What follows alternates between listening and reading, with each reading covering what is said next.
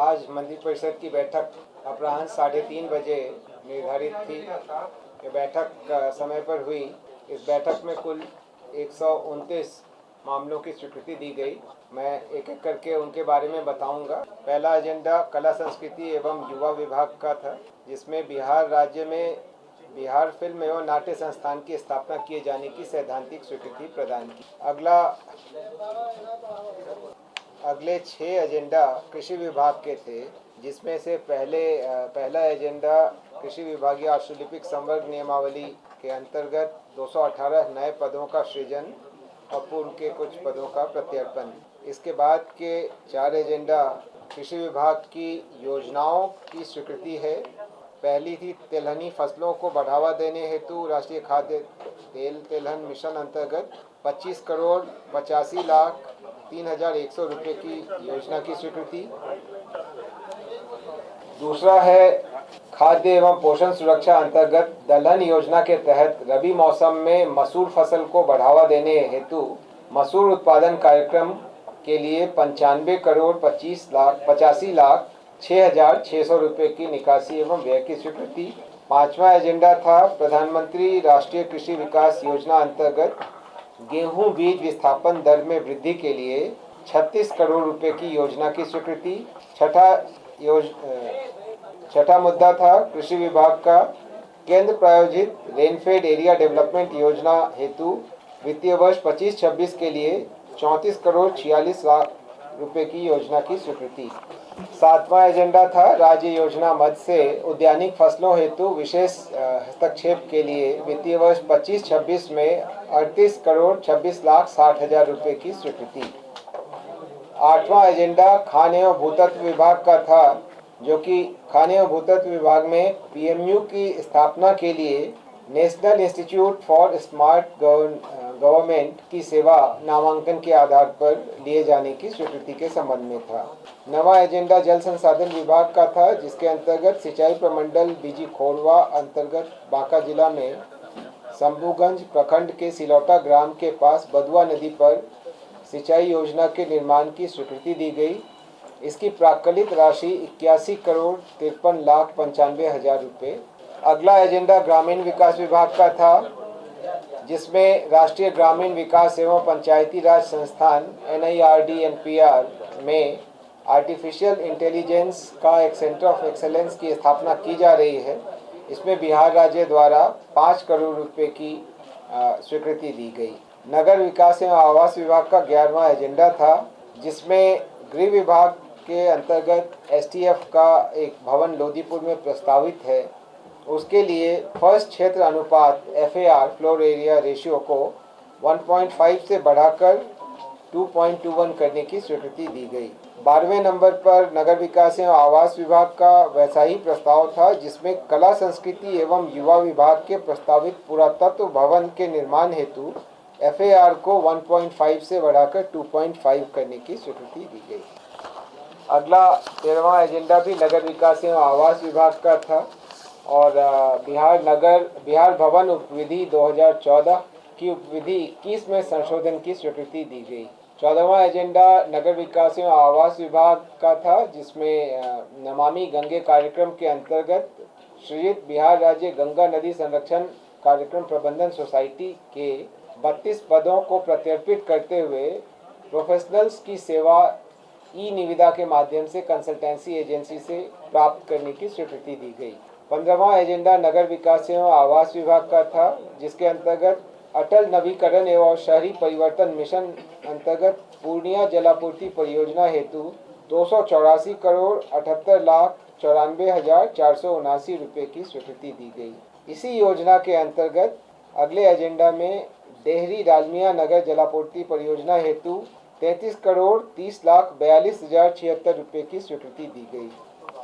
इसी अटल नवीकरण और शहरी परिवर्तन योजना अंतर्गत मोतिहारी जलापूर्ति परियोजना हेतु 187 करोड़ 13 लाख 18 हजार 596 रुपये की स्वीकृति दी। 18वें एजेंडा के रूप में पुनः इसी योजना अंतर्गत बोधगया सीवरेज नेटवर्क और STP निर्माण परियोजना हेतु 121 करोड़ 87 लाख 73 हजार 34 रुपये की स्वीकृति दी गई। 19वां एजेंडा नगर विकास एवं आवास विभाग का है, जिसमें औरंगाबाद जिला के ग्राम भखरुआ एवं तरारी को नगर परिषद दाऊदनगर में सम्मिलित करते हुए क्षेत्र विस्तार हेतु बिहार नगरपालिका अधिनियम की धारा 3, 4 एवं 8 के अंतर्गत अधिसूचना के अनुसार नगरपालिका क्षेत्र गठित करने के आशय की घोषणा करते हुए आपत्ति एवं सुझाव आमंत्रित किए जाने और निर्धारित अवधि में विचार योग्य आपत्ति प्राप्त नहीं होने पर धारा 6 के अंतर्गत नगरपालिका का क्षेत्र विस्तार की अधिसूचना निर्गत करने की स्वीकृति दी। 20वां एजेंडा पथ निर्माण विभाग का था। पथ निर्माण विभाग में संविदा के आधार पर तकनीकी कानूनी सलाहकार के एक पद के सृजन की स्वीकृति दी गई। 21वां एजेंडा भी पथ निर्माण विभाग का था। इसमें अनुरक्षण एवं मरम्मति हेतु 400 करोड़ रुपए की राशि बिहार आकस्मिकता निधि से अग्रिम के तौर पर प्राप्त करने की स्वीकृति दी गई, जिसकी प्रतिपूर्ति द्वितीय अनुपूरक आगमन से की जाएगी। 22वां एजेंडा भी पथ निर्माण विभाग का था, जिसके अंतर्गत श्री सुनील कुमार सिन्हा, तत्कालीन सहायक अभियंता ग्राम्य अभियंत्रण संगठन सिमडेगा, जिन्हें पूर्व में सीबीआई कांड में के आधार पर उनको बर्खास्त किया गया था, उस आदेश को रांची के में माननीय झारखंड उच्च न्यायालय द्वारा निरस्त कर दिए जाने के कारण उनकी बर्खास्तगी को वापस करते हुए उनको बर्खास्त किए जाने संबंधी आदेश को निरस्त किया गया।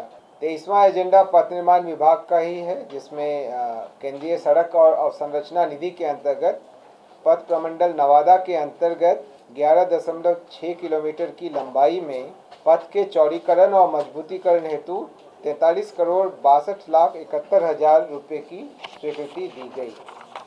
24वां एजेंडा इसी योजना के अंतर्गत पथ प्रमंडल पूर्णिया अंतर्गत धमदाहा से कुंवारी पथ के 11.2 किलोमीटर लंबाई के सड़क की चौड़ीकरण एवं मजबूतीकरण के लिए 36 करोड़ 1 लाख 2 हजार रुपये की प्रशासनिक स्वीकृति दी गई।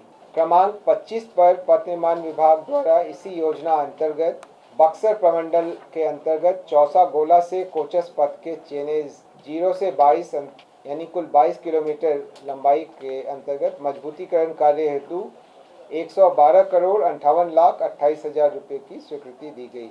इसी योजना के अंतर्गत 26वें एजेंडा में भागलपुर के अंतर्गत भागलपुर हसदिया पथ लोहिया ब्रिज से NH 80 बाईपास कुल लंबाई 3.7 किलोमीटर में 4 लेन निर्माण कार्य हेतु 50 करोड़ 17 लाख 38 हजार रुपये की स्वीकृति दी गई। 27वां एजेंडा भी पथ निर्माण विभाग का है और यही केंद्रीय सड़क एवं अवसंरचना निधि अंतर्गत पथ प्रमंडल मोतिहारी के अंतर्गत नरीर गिर चंपापुर आदापुर पथ के किलोमीटर 0 से 6.95 एवं किलोमीटर 6.95 से 15 किलोमीटर तक चौड़ीकरण और मजबूतीकरण कार्य हेतु 57 करोड़ 41 लाख 13 हजार रुपये की स्वीकृति दी गई। इसी योजना अंतर्गत पथ प्रमंडल छपरा के अंतर्गत दिगवारा भेल्दी अमनौर तरैया से सिमरी बांध के किलोमीटर 42 से 54 तक के चौड़ीकरण और मजबूतीकरण हेतु 48 करोड़ 68 लाख 51 हजार की स्वीकृति दी गई। इसी योजना के अंतर्गत पथ प्रमंडल मधुबनी अंतर्गत राजनगर मोतीपुर खैरा पथ के 12.5 किलोमीटर लंबाई में चौड़ीकरण एवं मजबूतीकरण कार्य हेतु 73 करोड़ 37 लाख 73 हजार रुपये की स्वीकृति दी। पथ निर्माण विभाग के अंतर्गत ही इसी योजना के अंतर्गत पथ प्रमंडल अररिया में जयनगर से घुरना वाया नरपतगंज कुल लंबाई 35.77 किलोमीटर में चौड़ीकरण और मजबूतीकरण हेतु 139 करोड़ 7 लाख 54 हजार 270 रुपये की स्वीकृति दी गई। अगली दो योजनाएं भी इसी पथ निर्माण विभाग की इन्हीं योजनाओं के अंतर्गत है, जिसमें भागलपुर अगरपुर कोतवाली पेव्ड शोल्डर चेनेज 0 से 17.75 सहित 2 लेन पथ का चौड़ीकरण एवं मजबूतीकरण हेतु 114 करोड़ 2 लाख 40 हजार की स्वीकृति दी गई तथा अगली योजना में केंद्रीय सड़क एवं अवसंरचना निधि अंतर्गत पथ प्रमंडल ढाका के अंतर्गत गांधी चौक से लौखान पथ के 12 किलोमीटर लंबाई में चौड़ीकरण एवं मजबूतीकरण कार्य हेतु 52 करोड़ 60 लाख 95 हजार रुपये की स्वीकृति। अगला एजेंडा पर्यटन विभाग का था, जिसमें क्रमांक 33 पर पटना में बांकीपुर बस स्टैंड परिसर की भूमि पर जन निजी भागीदारी पीपीपी के माध्यम से 5 सितारा होटल के निर्माण हेतु आधारभूत संरचना विकास प्राधिकार द्वारा अनुमोदित रियायती इकरारनामा दस्तावेज के आधार पर सफल निविदाकर्ता को लेटर ऑफ अवार्ड निर्गत करने की स्वीकृति दी गई। क्या किस पर्यटन का कह रहे हैं या ये रियायती इकरारनामा दस्तावेज में जो शर्त हैं उसके बारे में इसमें जिक्र है। इसका कुल रकबा 3.24 एकड़ है, जिसका पंजीकृत मूल्य 68 करोड़ 4 लाख रुपए है। इस पर 9.5% की दर से ब्याज की गणना की जाएगी और 11 वर्षों में दस्तावेज की शर्तों के अनुरूप इसका भुगतान निवेशक द्वारा किया जाएगा। और वार्षिक अनुज्ञप्ति प्रीमियम ये वार्षिक 18 करोड़ 60 लाख रुपए एवं रियायती इकरारनामा दस्तावेज की शर्तों के अनुरूप ईयरली लाइसेंस प्रीमियम के रूप में वार्षिक तौर पर किया जाएगा। ये होटल के वाणिज्यिक परिचालन प्रारंभ होने की तिथि अथवा इकरारनामा पर हस्ताक्षर होने की तिथि से 5 वर्ष पूरा होने की तिथि, इसमें जो भी पहले हो उसके बाद से देना होगा। ये चूँकि विभाग इसमें ज़्यादा विस्तार से बता सकता है। आप अगर विवरण चाहेंगे तो मैं विभाग से अनुरोध करूंगा कि इस पर एक अलग से प्रेस नोट रिलीज करें, तो नोट कर लीजिए। पर्यटन विभाग ने ही अगला एजेंडा प्रस्तुत किया था, जिसमें काशी विश्वनाथ कॉरिडोर वाराणसी की तर्ज पर विष्णुपद मंदिर गयाजी क्षेत्र के समग्र विकास हेतु प्रिंसिपल कंसल्टेंट के रूप में HPC design planning and management private limited Ahmedabad का नामांकन के आधार पर चयन करने की स्वीकृति दी गई। अगला एजेंडा पंचायती राज विभाग का था, जिसमें पंचायत उप निर्वाचन के अवधि 25 मई 2025 को मतदान केंद्रों पर वेब कास्टिंग, स्ट्रीमिंग और फेशियल रिकॉग्निशन प्रणाली का उपयोग किया गया था की घटनोत्तर स्वीकृति दी गई। इस पर 1,88,69,530 रुपये खर्च हुए थे। अगला एजेंडा बिहार उत्पाद मद्य निषेध उत्पाद एवं निबंधन विभाग का था, जिसमें बिहार उत्पाद रसायन परीक्षक संवर्ग में प्रोन्नति के 3 और मुख्य उत्पाद रसायन परीक्षक का 1, इस प्रकार कुल 4 पदों के सृजन की स्वीकृति दी गई। क्रमांक 37 पर समाज कल्याण विभाग की योजना थी, जिसमें केंद्र प्रायोजित मिशन शक्ति योजना के अंतर्गत समाहित करते हुए अल्पावास गृह को 20 करोड़ 20 लाख 82 हजार रुपये के वार्षिक व्यय पर संचालन की स्वीकृति दी गई। सामाजिक सुरक्षा पेंशन योजना के पेंशनधारियों का आधार आधारित जीवन प्रमाणीकरण हेतु नामांकन के आधार पर common service centre e governance services India limited के नामांकन के आधार पर चयन की स्वीकृति अगले एजेंडा में दी गई। 39वां एजेंडा स्वास्थ्य विभाग का था, जिसमें राज्य के शहरी क्षेत्रों में टीकाकरण अभियान के लिए आउटरीच सेशंस और आदर्श प्रतिरक्षण केंद्रों पर कार्य करने वाले कर्मियों के लिए 11,500 पर से बढ़ाकर उनका मानदेय 15,000 किए जाने तथा 5% वार्षिक मानदेय वृद्धि का लाभ दिए जाने की स्वीकृति दी गई। स्वास्थ्य विभाग के अगले एजेंडा में अखिल भारतीय सेवा के सेवानिवृत्त पदाधिकारियों के संबंध में पूर्व में निर्गत संकल्प में कुछ संशोधन किए गए। स्वास्थ्य विभाग द्वारा 41वां एजेंडा था, जिसमें राज्य के चिकित्सा महाविद्यालयों में पीजी डिप्लोमा उत्तीर्ण चिकित्सकों को राज्य में 3 वर्षों की अनिवार्य सेवा प्रदान करने हेतु लागू बंध पत्र जो बॉन्ड की व्यवस्था है उसमें संशोधन किया गया। इसमें संशोधन निम्न किए गए हैं। पहला तो बॉन्ड की अवधि को 3 वर्ष से घटा करके 2 वर्ष कर दिया गया।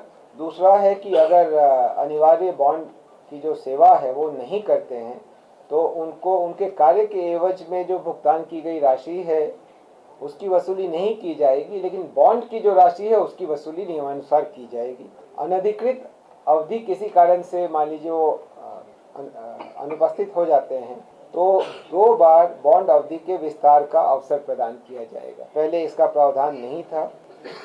बॉन्ड अवधि की गणना विभाग में योगदान की तिथि से की जाएगी। पहले इस पर क्लैरिटी नहीं थी। कई बार विभाग में योगदान देने से पदस्थापन के बीच थोड़ा फासला हो जाता है।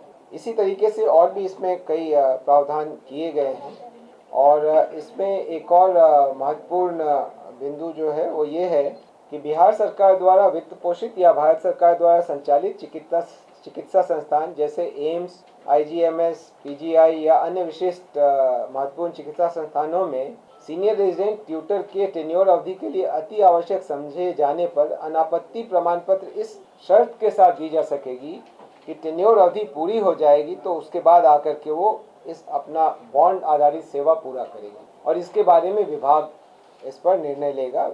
अभ्यर्थी इसमें कोई दावा नहीं कर सकेगा।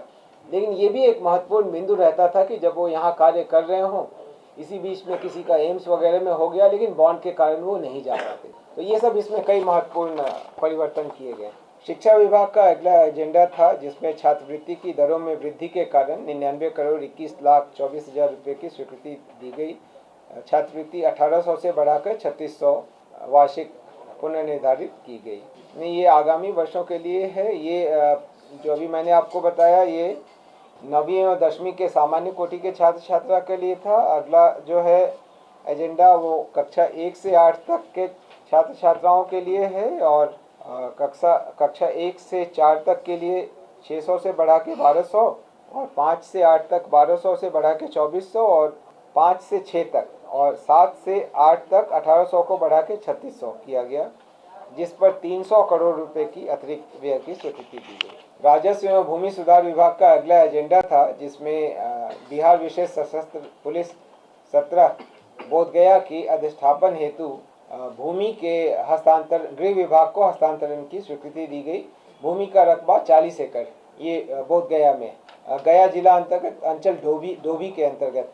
राजस्व एवं भूमि सुधार विभाग का ही अगला एजेंडा था जिसमें कैमूर जिला अंतर्गत राजकीय चिकित्सा महाविद्यालय के निर्माण हेतु कृषि विभाग की भूमि देने की स्वीकृति दी गई और उतनी ही समतुल्य भूमि कृषि विभाग को हस्तांतरित करने की स्वीकृति दी गई। राजस्व एवं भूमि सुधार विभाग का ही अगला एजेंडा था जिसमें पटना मेट्रो रेल परियोजना के लिए 1.23 एकड़ असर्वेक्षित भूमि की स्वीकृति दी गई। 47वां एजेंडा भी दुजरा सदर अंचल मौजा दुजरा। राजस्व एवं भूमि सुधार विभाग का ही अगला एजेंडा था जिसमें नालंदा जिला अंतर्गत भवन निर्माण विभाग के स्वामित्व की भूमि जो जिसका कुल रकबा 10 एकड़ है उसको पर्यटन विभाग को हस्तांतरित करने की स्वीकृति दी गई। उद्देश्य है कि वहां पर 5 सितारा भवन होटल का निर्माण कराया जाएगा।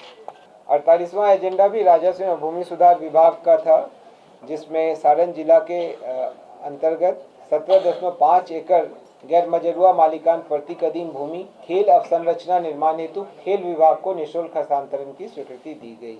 ये मौजा फुलवरिया सिवान अंतर्गत महाराजगंज अंचल के अंतर्गत केंद्रीय विद्यालय के निर्माण हेतु मानव संसाधन विकास मंत्रालय भारत सरकार को 1 रुपये के टोकन मूल्य पर 30 वर्षों के लिए लीज नवीकरण विकल्प के साथ निःशुल्क बंदोबस्ती की स्वीकृति दी गई। अब वहाँ सेंट्रल स्कूल का बिल्डिंग बनेगा। पर्यावरण एवं वन जलवायु परिवर्तन विभाग का अगला मुद्दा था जिसमें बिहार वानिकी महाविद्यालय एवं शोध संस्थान मुंगेर के स्थायी स्थापना हेतु पूर्व से सृजित 204 पदों में से 145 पदों को प्रत्यर्पित किया गया तथा 26 अतिरिक्त पदों के सृजन की स्वीकृति दी गई। अगले 4 एजेंडा भी पर्यावरण वन एवं जलवायु परिवर्तन विभाग के ही हैं जिसमें विभाग अंतर्गत 1491 अतिरिक्त पदों के सृजन की स्वीकृति दी गई। राष्ट्रीय डॉल्फिन शोध केंद्र के सुचारू संचालन हेतु 45 पदों के सृजन की स्वीकृति दी गई। संजय गांधी जैविक उद्यान के लिए 172 अतिरिक्त पदों के सृजन की स्वीकृति दी गई। अगला एजेंडा भी इसी विभाग का है जिसमें बिहार राज्य के अंतर्गत वन प्रमंडलों के पुनर्गठन के साथ साथ 9 नए वन प्रमंडल का सृजन और उसके लिए विभिन्न कोटि के 927 पदों के सृजन की स्वीकृति दी। अगला एजेंडा भी पर्यावरण वन एवं जलवायु परिवर्तन विभाग का है जिसमें सचिवालय एवं संलग्न कार्यालयों के सुदृढ़ीकरण हेतु 78 अतिरिक्त पदों के सृजन की स्वीकृति दी गई। पर्यावरण वन एवं जलवायु परिवर्तन विभाग का ही अगला एजेंडा है जिसमें बिहार कास्ट आधारित उद्योग स्थापना एवं विनियमन अधिनियम को कार्यान्वित करने हेतु बिहार कास्ट आधारित उद्योग स्थापना एवं विनियमन नियमावली 2025 की स्वीकृति दी गई। कृषि विभाग द्वारा लखीसराय में कृषि उत्पादन बाजार समिति लखीसराय के बाजार प्रांगण के आधुनिकीकरण एवं विकास हेतु 41 करोड़ 71 लाख 3 हजार रुपये की लागत पर स्वीकृति दी गई। तत्काल वर्तमान वर्ष में इस पर 10 करोड़ रुपए की निकासी एवं व्यय की स्वीकृति। पर्यटन विभाग का अगला एजेंडा था, जिसमें बेगूसराय जिला अंतर्गत सिमरिया धाम के फेज 1 के तहत बृहद एवं समग्र विकास करने हेतु 64,77,04,000 रुपए की योजना की प्रशासनिक स्वीकृति दी गई। अगला एजेंडा पथ निर्माण विभाग का है, जिसमें पथ प्रमंडल मुंगेर अंतर्गत लखनपुर पानी टंकी से सरौन, मकवा, नौटोलिया, मुजफ्फरगंज होते हुए पथ के चौड़ीकरण और मजबूतीकरण हेतु 58 करोड़ 1 लाख रुपए की अनुमानित लागत पर स्वीकृति दी गई। इसमें इलेक्ट्रिक यूटिलिटी शिफ्टिंग का कार्य भी सम्मिलित है। अगला एजेंडा जल संसाधन विभाग का है। सिंचाई प्रमंडल वीरपुर अंतर्गत पूर्वी कोशी नहर प्रणाली के पुनर्स्थापन कार्य के लिए 52 करोड़ 35,59,000 की प्रशासनिक व्यय की स्वीकृति दी गई। अगला एजेंडा योजना एवं विकास विभाग का है, जिसके अंतर्गत राज्य सरकार के 7 निश्चय कार्यक्रम अंतर्गत पूर्व से संचालित मुख्यमंत्री निश्चय स्वयं सहायता भत्ता योजना में संशोधन की स्वीकृति दी गई। समाज कल्याण विभाग का अगला एजेंडा था, जिसमें मुख्यमंत्री दिव्यांगजन सशक्तिकरण छत्र योजना संबल के अंतर्गत आंशिक संशोधन किया गया है। इसके लिए 8 करोड़ 11,57,170 रुपए के अतिरिक्त व्यय की स्वीकृति दी गई। अगला एजेंडा विधि विभाग का है, जिसमें बिहार राज्य के अधिवक्ताओं के कल्याण हेतु समग्र नीति की स्वीकृति दी गई। इस नीति के तहत जो मुख्य बिंदु है वो ये है कि राज्य के अधिवक्ताओं को 1 जनवरी 24 को या उसके पश्चात नामांकित सभी अधिवक्ताओं को 3 वर्ष तक 5,000 रुपये प्रति माह की दर से स्टाइपेंड देने का प्रावधान किया गया है। अन्य भी इसमें प्रावधान किए गए हैं, जिसका विवरण आपको बाद में हम सर्कुलेट करेंगे। वित्त विभाग द्वारा एमएसपी योजना 2010 को निरसित करते हुए रूपांतरित सुनिश्चित वृत्ति उन्नयन योजना नियमावली 2025 लागू की गई है, जो कि 1/1/2009 के प्रभाव से लागू। गृह विभाग द्वारा अगला एजेंडा था, जिसमें केंद्र सरकार की असम्प योजना है, पुलिस आधुनिकीकरण के लिए योजना है। इस पर कुल 50 करोड़ 63 लाख की वार्षिक योजना की स्वीकृति तथा 15 करोड़ 28 लाख की पूरक योजना की स्वीकृति दी गई।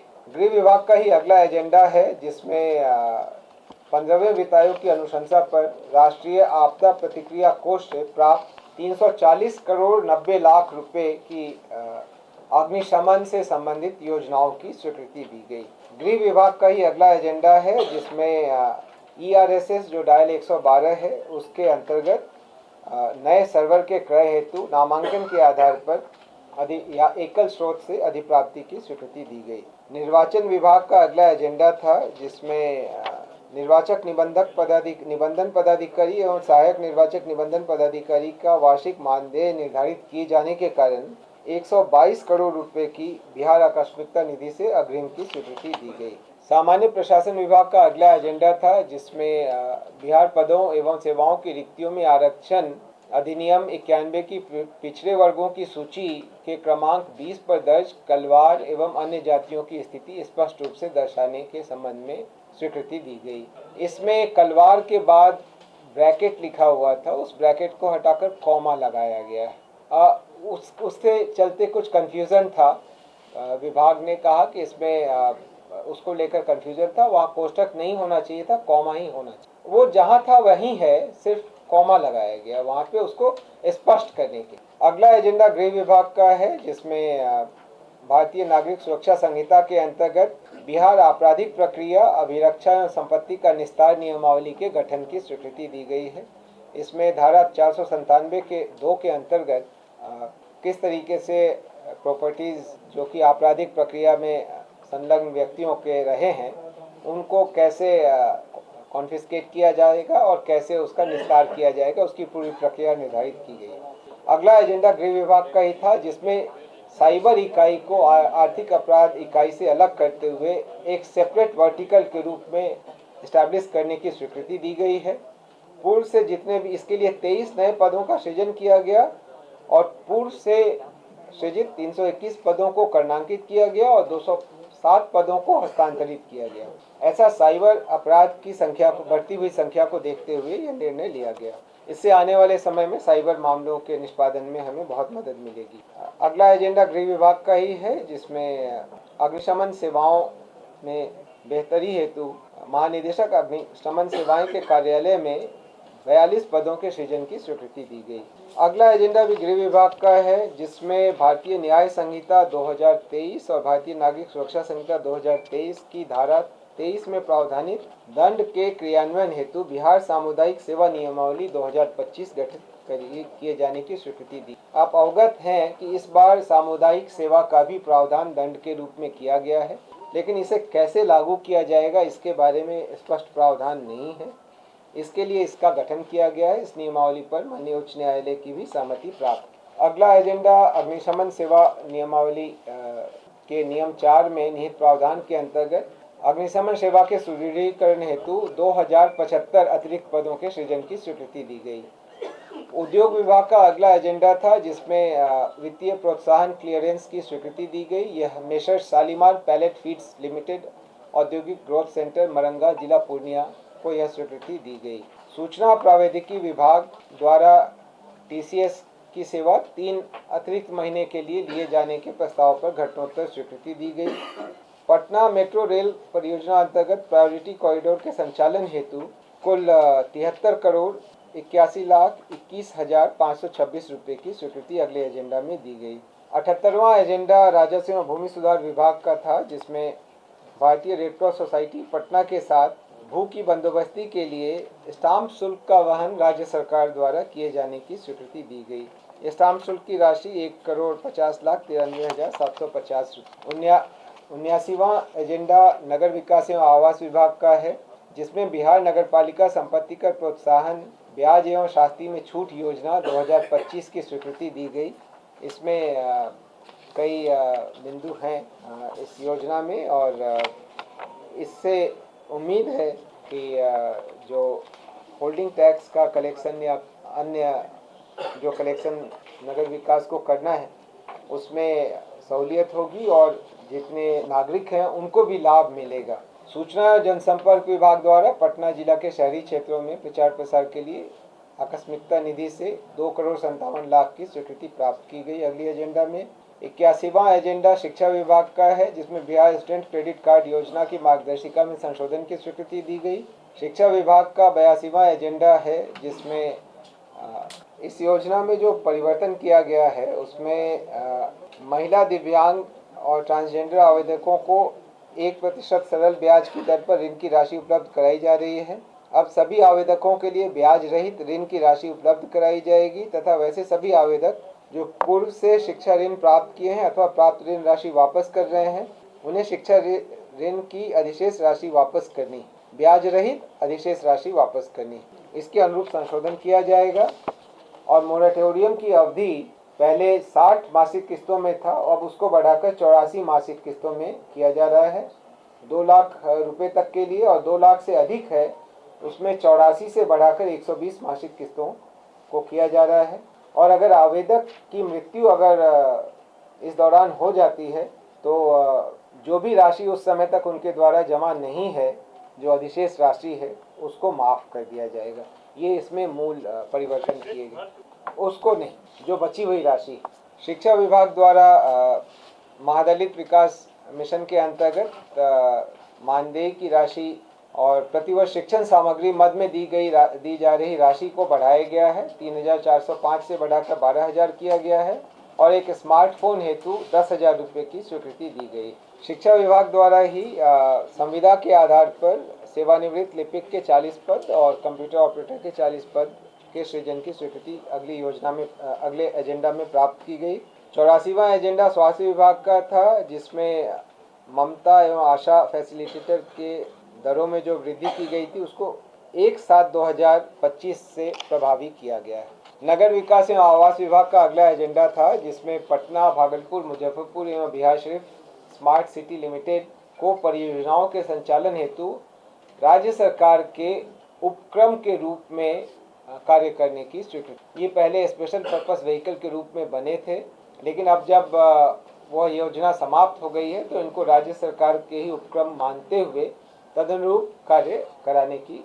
अगले एजेंडा में मद्य निषेध उत्पाद एवं निबंधन विभाग द्वारा श्री प्रशांत कुमार तत्कालीन सहायक निबंधन महानिरीक्षक को बर्खास्तगी का दंड अधिरोपित किए जाने की स्वीकृति दी गई। अगला एजेंडा नगर विकास एवं आवास विभाग का है, जिसमें राज्य में औद्योगिक वाणिज्यिक ग्रीन बिल्डिंग की गतिविधि को प्रोत्साहन देने के लिए विशेष सहायता योजना एवं अनुपालन प्रक्रिया में कमी और विनियमन में ढील के संदर्भ में बिहार भवन उपविधि 2014 में संशोधन की स्वीकृति दी गई। अगला एजेंडा है जहां पर डायल 112 के तहत जो गृह विभाग का, जिसमें आर्मी वेलफेयर प्लेसमेंट ऑर्गेनाइजेशन से ड्राइवर की सेवा ली गई, उनका मानदेय बढ़ाकर 30,000 करने की स्वीकृति दी गई। गृह विभाग का ही अगला एजेंडा था, जिसमें बिहार पूर्व सैन्य पदाधिकारी सेवा नियमावली 2025 के गठन की स्वीकृति दी गई। अगला एजेंडा सामान्य प्रशासन विभाग का था, जिसमें Bihar civil code, court manager चयन, नियुक्ति एवं अन्य सेवा शर्त नियमावली 2025 की स्वीकृति दी गई। अगला एजेंडा भी सामान्य प्रशासन विभाग का है, जिसमें बिहार उच्च न्याय सेवा संशोधन नियमावली 2025 की स्वीकृति दी गई। अगला एजेंडा भी सामान्य प्रशासन विभाग का है, जिसमें बिहार सिविल सेवा न्यायिक शाखा प्रशिक्षण एवं विभागीय परीक्षा संशोधन नियमावली 2025 की स्वीकृति दी। अगले एजेंडा में निबंधक कोर्ट एवं केस मैनेजमेंट, उप निबंधक कोर्ट एवं केस मैनेजमेंट और सहायक निबंधक कोर्ट एवं केस मैनेजमेंट कुल 3 पदों के सृजन की स्वीकृति दी। सामान्य प्रशासन विभाग का ही अगला एजेंडा था, जिसमें बिहार सैनिक सेवा न्याय शाखा भर्ती संशोधन नियमावली 2025 की स्वीकृति। बिहार सचिवालय सेवा के विभिन्न ग्रेड के पदों का पुनर्गठन करने के संबंध में अगला एजेंडा था, जिस पर स्वीकृति दी गई। 95 मिल गया होगा, अभी डिस्ट्रीब्यूट हो रहा होगा। ऊर्जा विभाग का अगला एजेंडा था, जिसमें पटना के करबगहिया क्षेत्र में अवस्थित निष्क्रिय विद्युत ताप ऊर्जा शक्ति घर को पर्यटन, शैक्षणिक शोध एवं विरासत संरक्षण के उद्देश्य से ऊर्जा संग्रहालय के रूप में विकसित करने की सैद्धांतिक स्वीकृति दी गई। ये आप लोगों ने भी देखा होगा। अनुसूचित जाति और जनजाति कल्याण विभाग का अगला एजेंडा था, जिसमें प्रत्येक विकास मित्र को टैबलेट क्रय करने के लिए 25,000 की दर से और परिवहन भत्ता और स्टेशनरी भत्ता में वृद्धि हेतु कुल 47 करोड़ 12,16,000 रुपये की प्रशासनिक स्वीकृति दी गई। पर्यटन विभाग का अगला एजेंडा था, जिसमें मोकामा शहर में, पटना जिला के मोकामा शहर में सांस्कृतिक, धार्मिक एवं पर्यटकीय सुविधाएं विकसित करने हेतु पथ निर्माण विभाग की 10.11 एकड़ भूमि पर्यटन विभाग को निःशुल्क हस्तांतरण की स्वीकृति दी गई। अगला एजेंडा मंत्रिमंडल सचिवालय विभाग का था, जिसमें मोतिहारी, छपरा एवं भागलपुर हवाई अड्डे का pre feasibility study airport authority of India से कराने के बारे में नामांकन के आधार पर 1,21,58,000 की स्वीकृति दी गई। अगला एजेंडा भी मंत्रिमंडल सचिवालय विभाग का है, जिसमें भागलपुर जिला के सुल्तानगंज अंचल अंतर्गत ग्रीनफील्ड हवाई अड्डा के निर्माण हेतु 931 एकड़ भूमि अर्जित किए जाने हेतु अनुमानित मुआवजा राशि 472 करोड़ 72 लाख रुपए की प्रशासनिक स्वीकृति दी। अगले एजेंडा में मंत्रिमंडल सचिवालय विभाग वायुयान संगठन निदेशालय का ही एजेंडा है, जिसमें राज्य में एयरो स्पोर्ट्स तथा उड्डयन प्रशिक्षण संस्थानों के प्रोत्साहन हेतु एयरो क्लब ऑफ इंडिया नई दिल्ली और राज्य सरकार के बीच समझौता ज्ञापन हस्ताक्षर करने की स्वीकृति दी गई।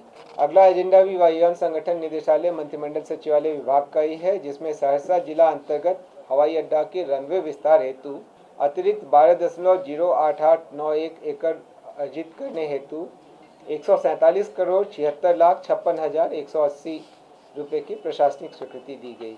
अगला एजेंडा भी मंत्रिमंडल सचिवालय विभाग का ही है, जिसमें खेलगांव नई दिल्ली स्थित MTNL की परिसंपत्तियों के क्रय हेतु 68 करोड़ 43 लाख रुपए और अन्य व्यय कुल 75 करोड़ 27 लाख रुपए के व्यय की प्रशासनिक स्वीकृति दी गई।